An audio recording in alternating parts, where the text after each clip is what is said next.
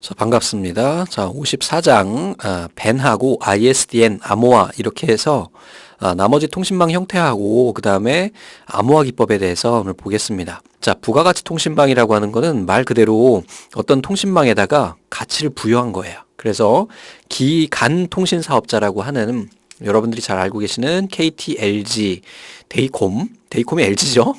또 뭐가 있지? SK도 있나? 요렇게 애들한테 회선을 빌려가지고 여기에다가 가치를 부여해서 우리가 서비스를 하는 걸 이야기합니다. 뭐 요즘에는 잘 쓰지 않습니다만 PC통신이라는 거 기억나시죠? 얘가 이제 대표적인 애가 되고요. 이 부가가치 통신망이라고 하는 것은 현재 지금 두목넷도 일종의 부가가치 통신망이죠. 인터넷망을 빌려가지고 이런 강의를 서비스하고 있으니까요. 자, 벤의 기능에는 우선은 전송 기능, 교환 기능, 통신 처리 기능, 정보 처리 기능 이렇게 종류를 그냥 기억하시고요. 그 중에 이제 시험 문제 나왔던 것이 이제 이 벤의 통신 처리 기능이에요. 여기 안에서는 어떤 것을 하는지 이제 보는 겁니다. 그래서 보면은 우선 전자사서함 기능과 프로토콜 변환, 동보통신 기능 이런 세 가지 기능을 한다 정도 기억하시면 될 것 같고요. 전자사서함은 상대방이 부재 중일 때 몇 개의 메시지를 일시적으로 통신망에 축적해놨다가 나중에 송출하는 것. 프로토콜 변환은 서로 다른 기종 간의 통신이 가능하도록 절차를 변환하는 것. 동보통신은 한 단말 장치에서 여러 단말 장치로 같은 내용을 동시에 한 번에 보내는 거. 어떤 건지 아시죠? 자, ISDN은 우리가 앞에서 배웠던 뭐가 있었습니까? PSTN이 그 다음에 PSDN이 있었습니다. 그 다음에 나온 게 이제 ISDN이에요. 얘는 전화, 팩스, 영상통화 이런 걸 모두 다 한 번에 하자라는 개념으로 만들어진 애고요. 우리나라에서 100% 얘가 국산화가 돼가지고 적용이 됐었죠. 근데 지금은 이제 뭐 초고속 통신망 때문에 거의 쓰고 있지 않습니다만 지방의 어떤 도서 벽제는 아직도 쓰고 있다는 얘기를 들었어요. 발신 가입자로부터 수신자까지 모든 전송 교환 과정이 디지털 방식으로 처리가 되고요.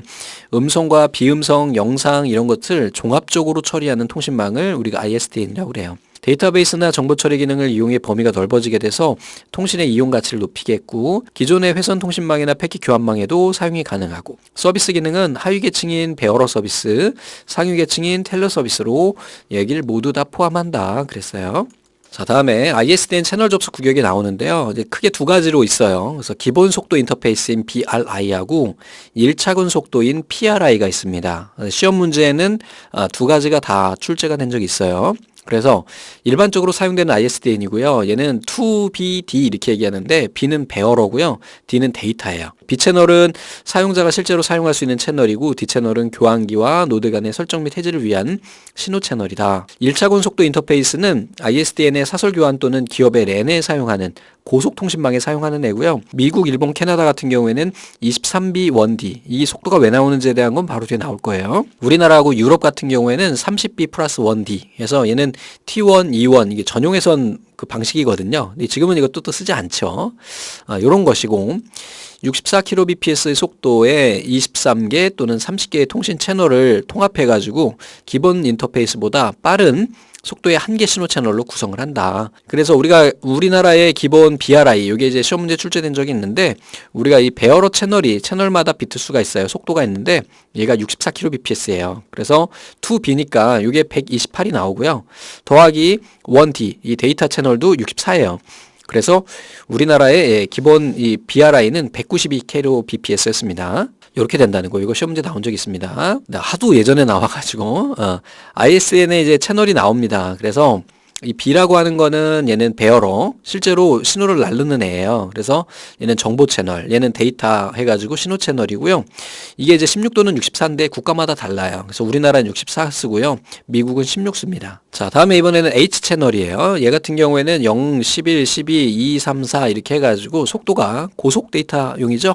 그 다음에 이제 A라고 하는 거는 아날로그 전화 채널이 됩니다. 음성 신호를 보내는 4kb짜리가 하나 있고요. 그래서 베어러 채널은 음성이나 데이터를 위한 64kbps 디지털 채널이 되는 거고 데이터 채널은 16kb 또는 64kb의 데이터 신호 채널이에요. 그 다음에 H는 하이브리드라고 해서 고속 통신에 사용됩니다. 이 숫자는 모르셔도 돼요.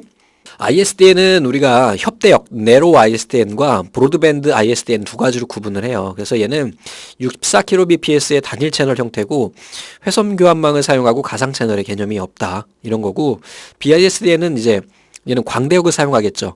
대칭적, 비대칭적 연결 형태를 제공하고 가상 채널 개념을 도입한다. 가변적인 대역폭을 사용하고 다중 연결 형태고 ATM이라고 하는 패킷 교환망을 사용한다. 그래서 이 BISDN 기반으로 만들어진 애가 ATM입니다. ATM이라는 거 많이 들어보셨을 거예요. 이 고속통신망이거든요.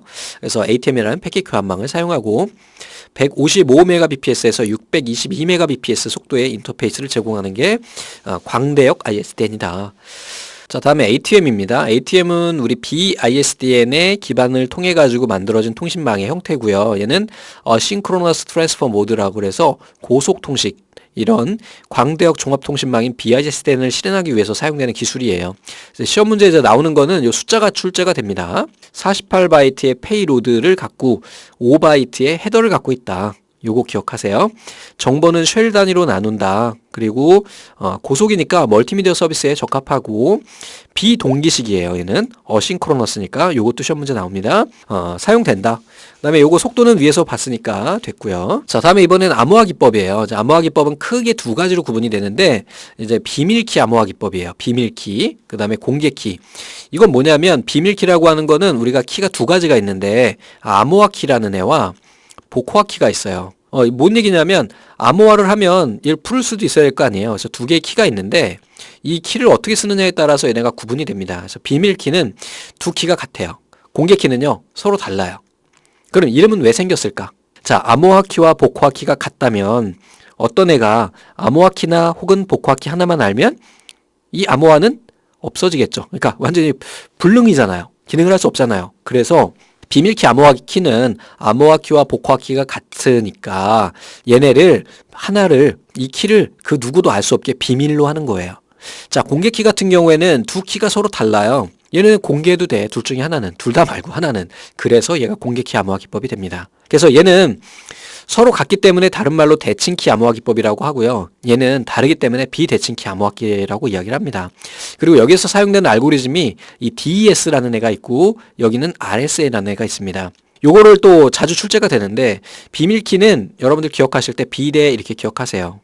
비대 우리 똥꼬 씻는 거 있잖아. 그지? 요거를 요렇게 기억하시면 됩니다. 근데 여기 보면 이제 비대칭 키 이렇게 생각하는데 이걸로 B가 아니라 이렇게도 B가 되니까 이렇게 하지 마시고 비밀 키, 공개 키 이렇게 했을 때 그래 비밀 키는 두 키가 똑같으니까 얘네를 둘 다 숨겨야 되는구나. 그리고 얘의 대표적인 알고리즘은 DES구나. 이렇게 기억하시면 될 것 같습니다. 그리고 이 DES에 대한 것도 시험 문제에 이제 출제된 적이 있는데 자, 얘네이며 이 블록 암호의 일종으로 평문을 64비트로 나눠 가지고 56비트의 키를 사용한 알고리즘이다. 숫자도 하나 기억하고 계셔요.